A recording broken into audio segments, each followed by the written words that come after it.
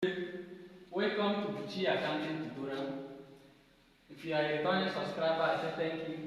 If this is your first time of coming across this channel, please endeavor to click the subscribe button and then turn on the notification bell so that you will not miss any of our presentation. Here before us, I want to look at the concept of double entry system of bookkeeping. This is the core foundation of treatment of every financial transaction in accounting, which was developed by an Italian monk called Luca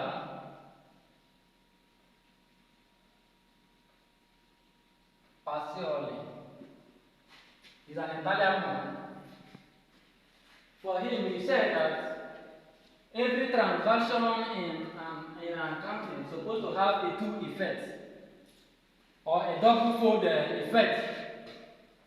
He said that every transaction is supposed to follow what is called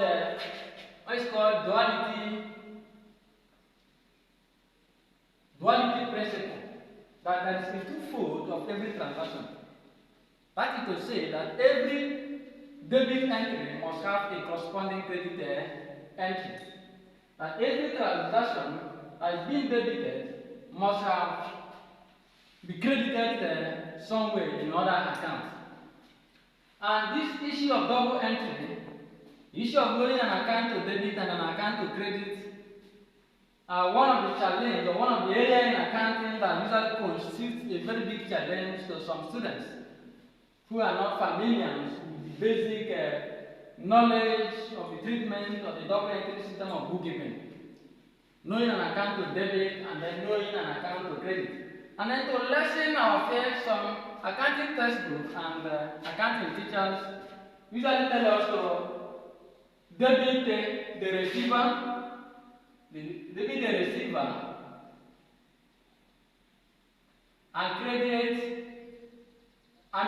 the giver, debit the receiver and credit the giver. That is, debit what comes in and then credit what goes out. And then some students, having succeeded in cramming the concept of debiting what comes in and crediting what comes out. But if we follow or look at every transaction from the lens of what comes in and what goes out, from what comes into debit and what goes out to credit, it does not really apply to all transactions. That's why if you follow this meticulously, if you follow it meticulously, the concept meticulously, you can actually get it right to some point, but not in all transactions. Therefore, I'm going to introduce to you a concept known as D-law, or what is called DAECLIP.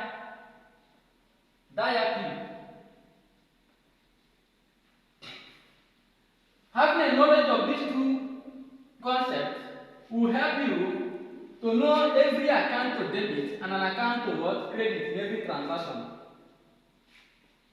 Therefore, what I'm trying to say is that it is not in all transactions that it works whereby you debit what comes in and credit what goes out. If we are to follow this or look at every transaction from the point of view of this concept, what happens when you put your money into the bank or somebody pays into the account, then the bank will give you an alert that a credit alert. Whereas you are receiving, somebody pays money to the account or he pays money to the account, the bank will credit you. When you are receiving, you can see if you violated this principle or this rule. And when you withdraw your money from the bank, it will not debit you, which is the opposite. That instead of you now, when you are receiving, they credited you. And when you are giving, when you are receiving, they credited you instead of debiting. And when you are giving, when you are taking, they not debited you. that from the point of view of bank,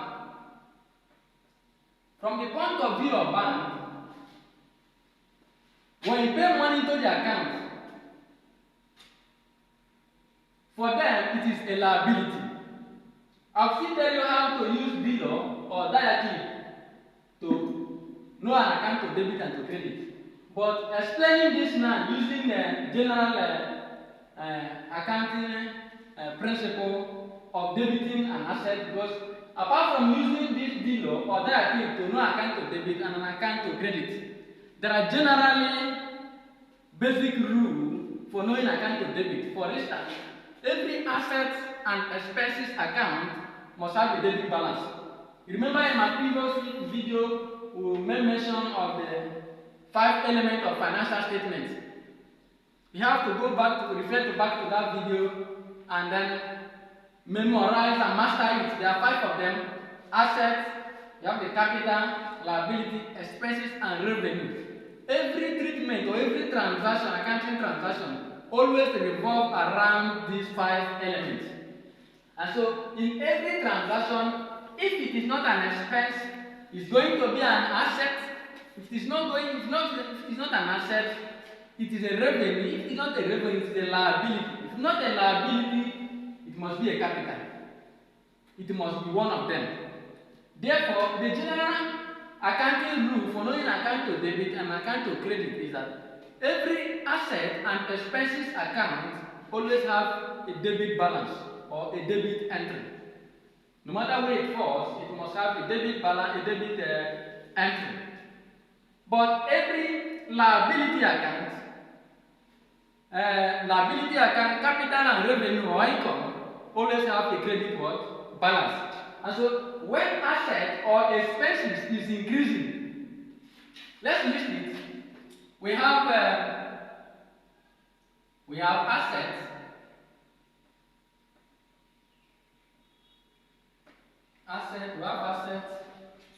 We have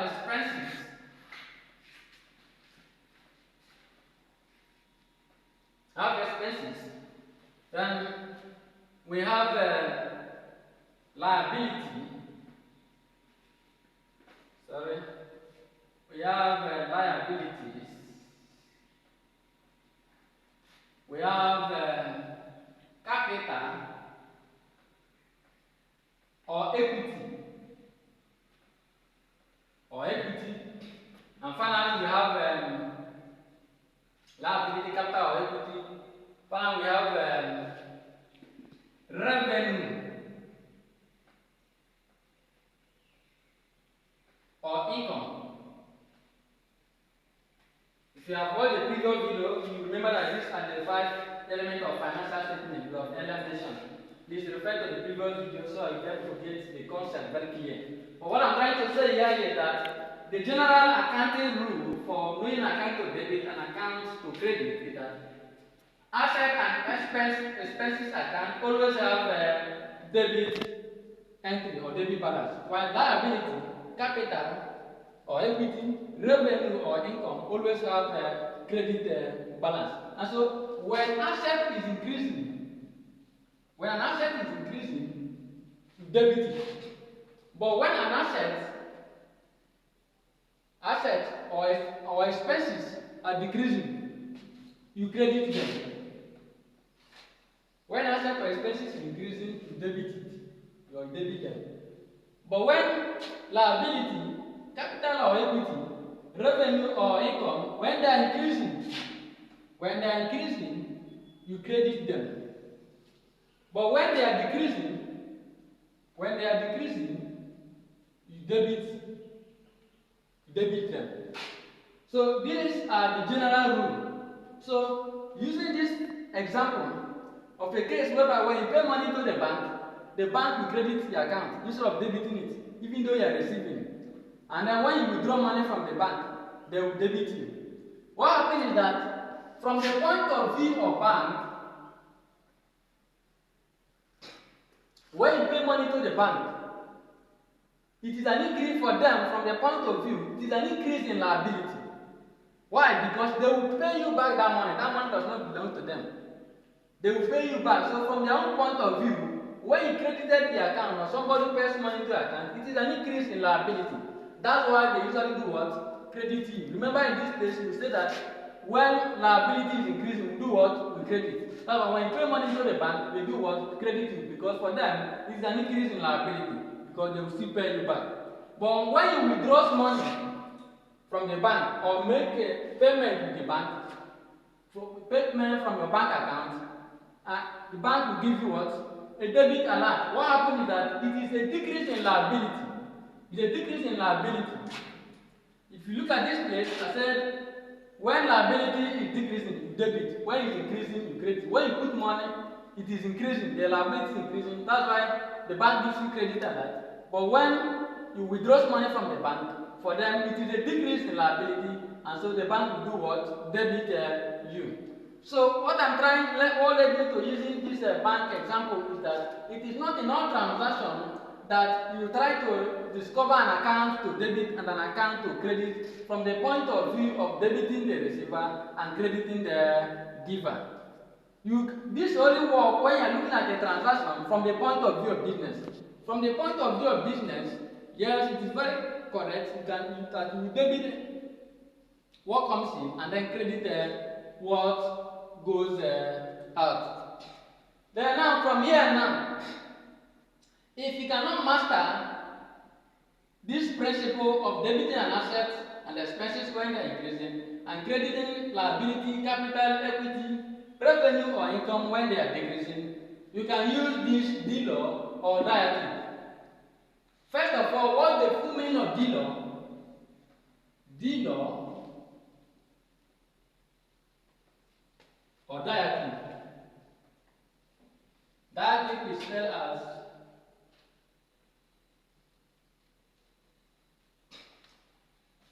from this place now, this is D. And you can divide it into two.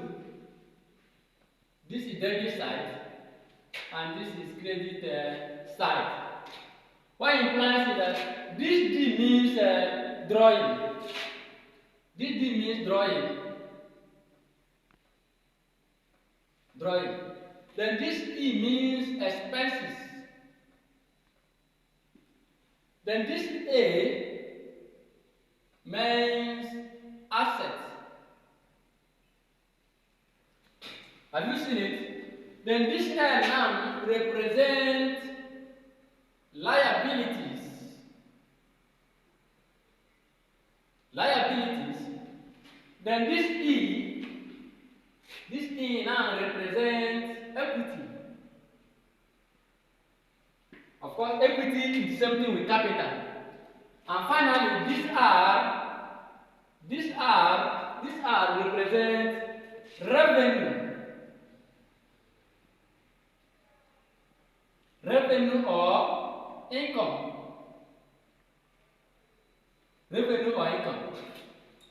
Now, from using this now to know the account to credit and to debit, in every financial transaction, it must fall within these 5 elements of financial statement.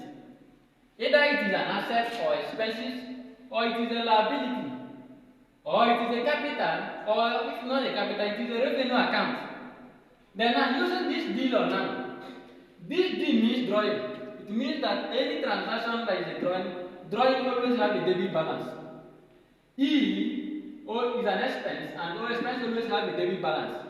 A means an asset, and an asset should always have a debit entry or a debit balance. Then L here means liability. It means every liability account must always have a credit entry. While E here means an equity, and every equity or capital account should have a credit balance. And finally here is the R means revenue or income. So using this deal now, what it implies that in every transaction, just look at it and analyze it and know, is it a drawing? Is it talking about drawing? Or is it saying talking about expenses? Or is it talking about an asset? Once it falls under this three, just know that it's going to have a debit balance. No matter the account you are preparing. The same thing applies to LER. If it is a liability, equity or revenue, it must fall under what? Credit side of any account, whether it's a ledger or journal or trial balance that you are preparing. Then if you don't want to use this below, you can use DAECLIP, what I call DAECLIP. For DAECLIP,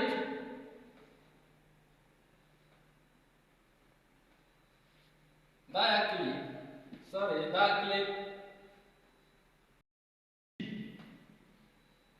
and I can also divide it into two like this, like I did here.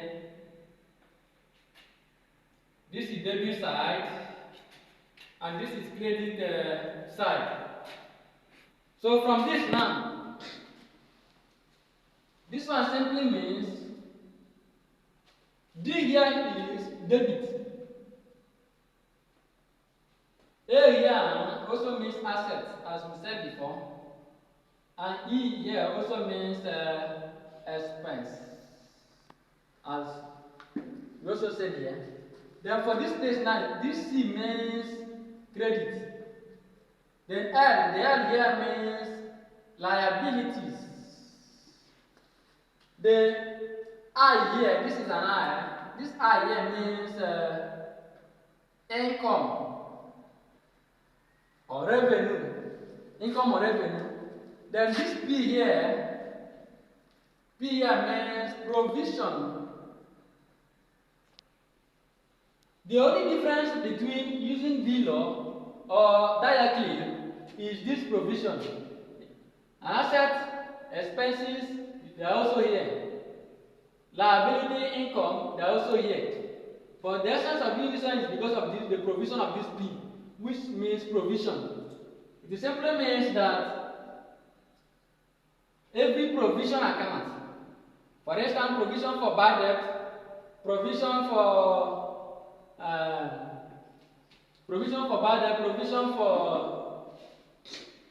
any form of provision at all, provision for doubtful debt, always have what? A credit entry. So either you use below or use DAECLIP. Just master it, the full meaning of each of them. So what I'm trying to explain is that using below or DAECLIP, you can actually journalize or treat every transaction. Because if you are cracking your head or racking your head by saying, trying to discover this transaction, analyze the transaction by saying, is it coming in or is it going out? Sometimes it may mislead you. But if you use this guide, it will guide you. Your first primary assignment, when you face any transaction, or when you want to treat any transaction, the question you need to ask yourself is it drawing? Is this an expense? Or is it an asset? If the answer is yes, just know it's going to be fall under debit entry. But if the answer is, if it is liability, the transaction is about capital or equity, if it is about revenue or income, then just know it's going to fall under credit side of the account. Now I'm going to take a work example. Let's see how we are going to use below and DAECLIP to determine what to credit and what to debit. Let me take a work example. Okay, now we have this example now on the board. Assuming we have this transaction, then using below or DAECLIP now to determine the account to credit and account to debit. Let's see how we are going to do it now. In all the transactions, what we are going to look at is we are going to look at the account involved. We are going to look at the two accounts involved. But remember my previous video on double entry. Remember my previous video when I talk about each transaction must have a twofold what effect, an account to debit and an account to credit. So now looking at this first transaction now, using below or DAECLIP. Let's read it. The first question says Mr. Paul started business with 1,000 naira cash. Now what are the two accounts involved? We have the cash account and then the capital account. Remember when we define capital, so that capital is the amount of money that a business owner uses in starting a business. And so when you say Mr. Paul started business with 10,000 naira cash, the two accounts involved in this transaction is the cash account and the capital what? Account. And then what are the effects? Look at the effects. For instance, we have already discovered that from the DAECLIP that this money, that the two accounts involved here is cash and capital account. So now we know from the DAECLIP that when when capital is increasing, we credit. When an asset is increasing, we debit. So the effect of this transaction is that there is an increase in assets. There is an increase in assets, bracket cash, and also there is an increase in capital.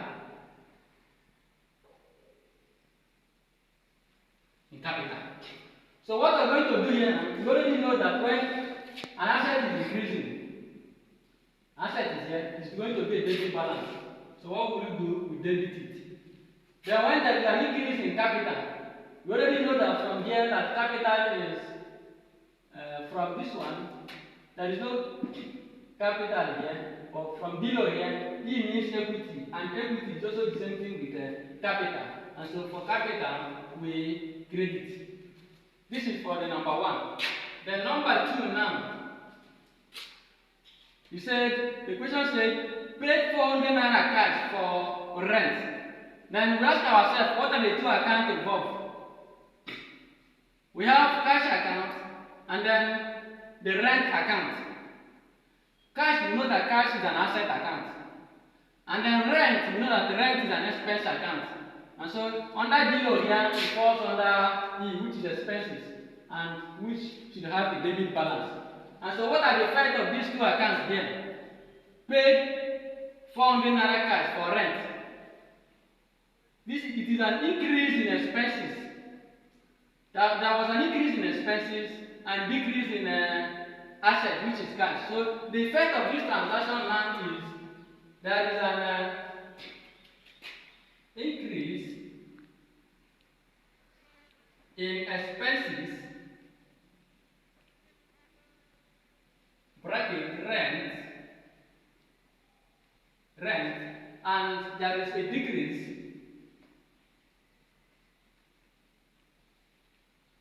in asset, cash, because you use the cash and pay for the rent. That's why it is a decrease. You use the cash and pay for the rent. So as this one is increasing, this one is decreasing. So now, from this increase in expenses, we debit. Decrease in assets, we do what? We credit. That is for number two. Then now, number three. You said the proprietor put a further 1,000 naira in the bank. The proprietor put further 1,000 naira in the bank. We ask ourselves, what are the two accounts involved here now? We have the bank account and the capital account. They say the proprietor put further, that's another capital. He invested more capital, he put more capital into the business. So now what are the two accounts involved? We have the capital account and also the asset account, which is a bank. So now which one is increasing and which one is decreasing? From here now, bank is increasing. He put the money 1,000 into the bank. So bank is increasing and the capital is also increasing. So both of them are also increasing. So therefore, the number 3 now will be increase in assets. Increase in assets, bracket bank, and increase also in capital. in capital. And remember the equity, when it's increasing, you credit it. When it's decreasing, you debit it. But now both of them are increasing. So increase in asset is a debit. Increase in capital is credit. Then the fourth one said, bought motor vehicle, paying by check 500 naira. Bought motor vehicle, paying by check 500 naira. Then we ask ourselves, what are the two accounts involved? What are the two accounts? We have the motor vehicle account, which is an asset account, and the bank account, which is a. So from here now, an asset is increasing because you acquire more vehicle, so it's increasing. Bought motor vehicle, paying by check. So first of all, what are the two accounts involved? The number 4. The question says bought motor vehicle, paying by check 500 naira. The two accounts involved here is motor vehicle account and the bank account. Both of them are asset accounts. So number 4 now we now have it that while motor vehicle is an asset account, check is also an asset account, but this one is increasing and this one is decreasing. So we now say increase in assets bracket motor vehicle and increase in assets bracket bank. This one is when asset is increasing, you debit. When asset is decreasing, you credit. Then finally here we have number 5. Cash sales 3,000 naira. What are the two accounts involved? We have the cash account and we have the sales account. Then now let's try to discover it from the dealer. Cash is an asset in the dealer, it's an asset, and should have a debit balance. While the sales account is the revenue account. In the dealer, it falls within the app and should have a debit balance. So now the effect will be number 5. Number 5, we have two accounts, cash and sales account. So increase in cash, increase in assets,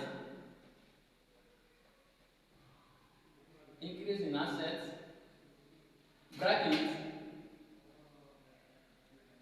cash. And we have sales account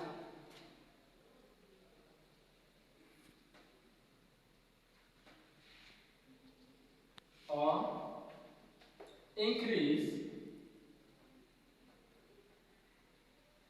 in revenue or income,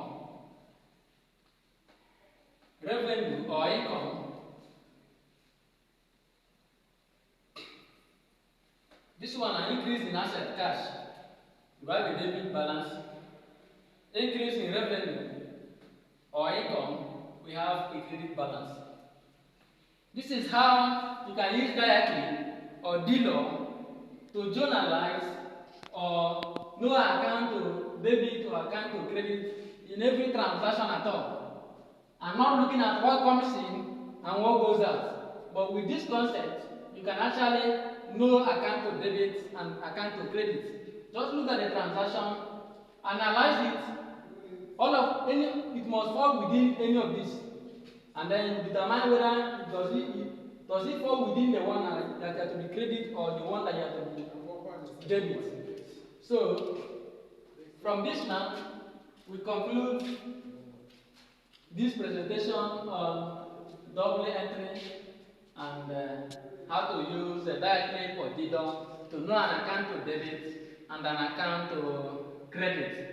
Pause this video, go through it again, and then try and master the concepts, and then you are good to go in every form of analyzing transaction, in knowing what to debit and what to credit. Please, if you have not clicked the subscribe button, please endeavor to do so, and then please share the video and click turn on the notification bell so that you'll be receiving our notification until we meet again in another